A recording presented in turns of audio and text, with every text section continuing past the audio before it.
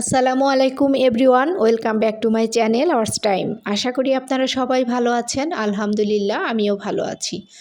আর আজকে নিয়ে এসেছি খুবই সহজ, সুস্বাদু এবং অল্প সময়ে তৈরি করে নেওয়া যায় এমন একটি ভর্তার রেসিপি, ঢ্যাঁড়স ভর্তা।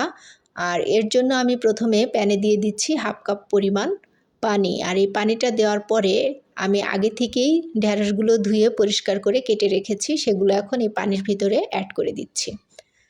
পানির ভিতরে ঢ্যাঁড়সগুলো অ্যাড করে দেওয়ার পর এটার ভিতরে আমি সামান্য একটু লবণ অ্যাড করব।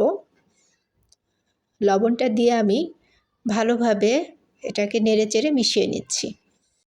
লবণটা মেশানো হয়ে গেলে এটাকে আমি 5 মিনিটের জন্য ঢাকনা দিয়ে ঢেকে দেব।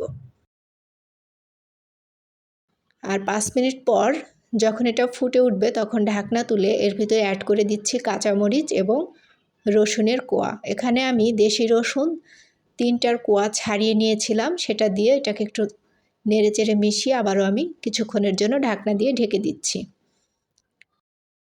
কিছুক্ষণ পর আমি ঢাকনাটা তুলে একটু নেড়েচেড়ে সব কিছু উল্টে পাল্টে দিচ্ছি যেন সমানভাবে সব সাইড খুব ভালোভাবে সিদ্ধ হয়ে যায়। এটাকে এখন আমি আরও কিছুক্ষণের জন্য ঢাকনা দিয়ে ঢেকে রাখবো পানি শুকিয়ে যাওয়া পর্যন্ত। পানিটা শুকিয়ে গিয়েছে, আমি এখন এটাকে একটু নেড়েচেড়ে দেখে নিচ্ছি। তো আমি কিছুক্ষণ ঢাকনা দিয়ে ঢেকে রাখবো, ঠান্ডা হওয়া পর্যন্ত অপেক্ষা করছি। এটা ঠান্ডা হয়ে গেলে একটি প্লেটের ভিতরে নিয়ে নিচ্ছি বড় একটি পেঁয়াজ কুচি।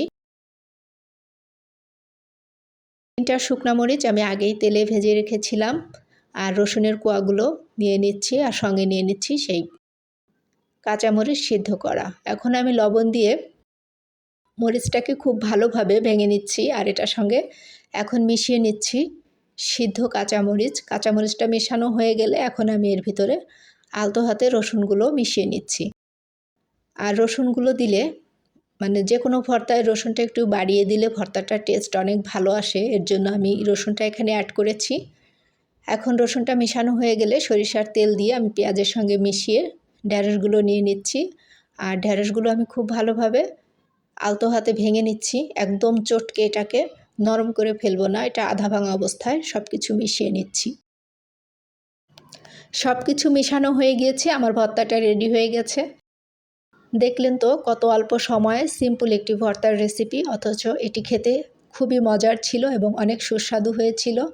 গরম ভাতের সাথে তো খেতে অসাধারণ লেগেছে। যারা ভর্তা প্রিয় অবশ্যই বাসায় একবার ট্রাই করবেন। আর যারা এতক্ষণ ধৈর্য ধরে আমার এই ভর্তার রেসিপিটি দেখেছেন সবাইকে অসংখ্য ধন্যবাদ।